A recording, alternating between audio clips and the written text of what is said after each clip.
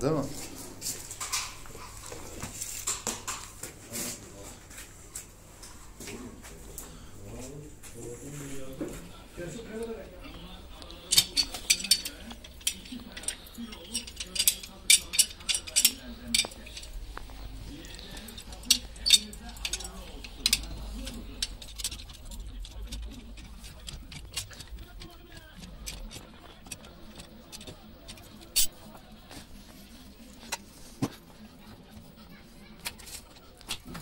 Arkadan şey yapayım mı tekne? Tut aşağıdan. Şuradan yukarı. Yukarı doğru.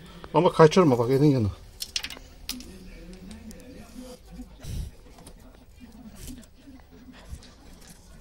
Ben şunu kızdıracağım şimdi. Öyle sokacağız orada. Tamam. Elini tek dikkat et.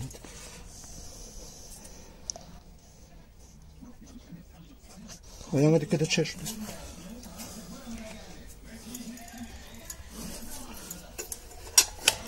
Bırak. Tamam. Hızlı şey yapma. Açma lan. Açacak mı? Soğusun diye mi yapıyorsun?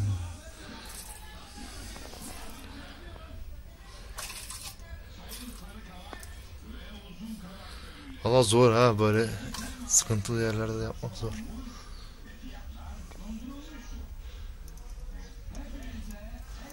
Kaçak zek yok değil mi?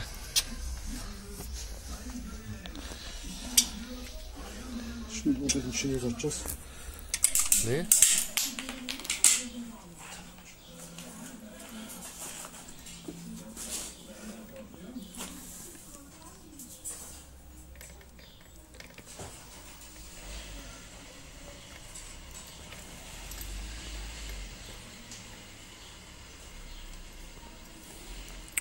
O kavisinin adı ne baba? Oğlum, yere borular döşeğin üstüne geliyor ya. Ha, onun üstünden Onun geçiyoruz. için ha.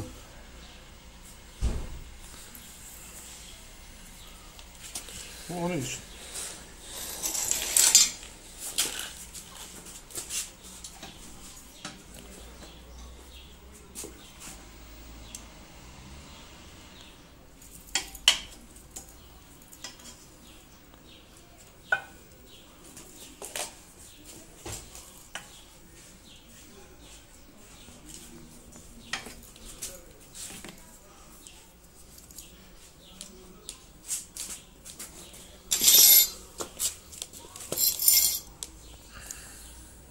Ters taraftan da atmışım hocam.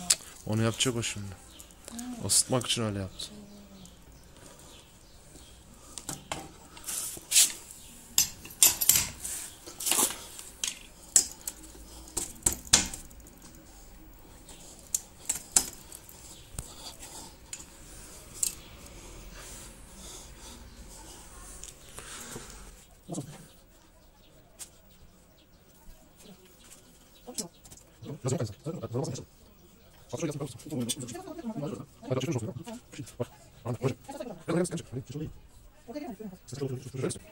Şöyle getiren mi? Öyle istiyor mu? Şöyle getireyim size. Nasıl olur işte.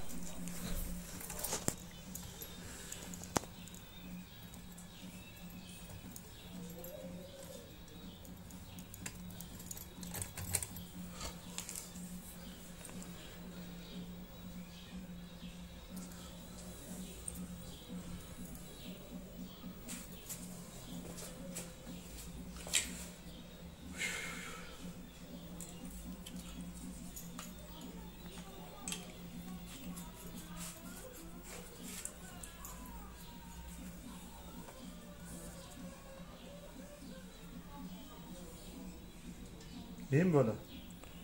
Bilmiyorum ki.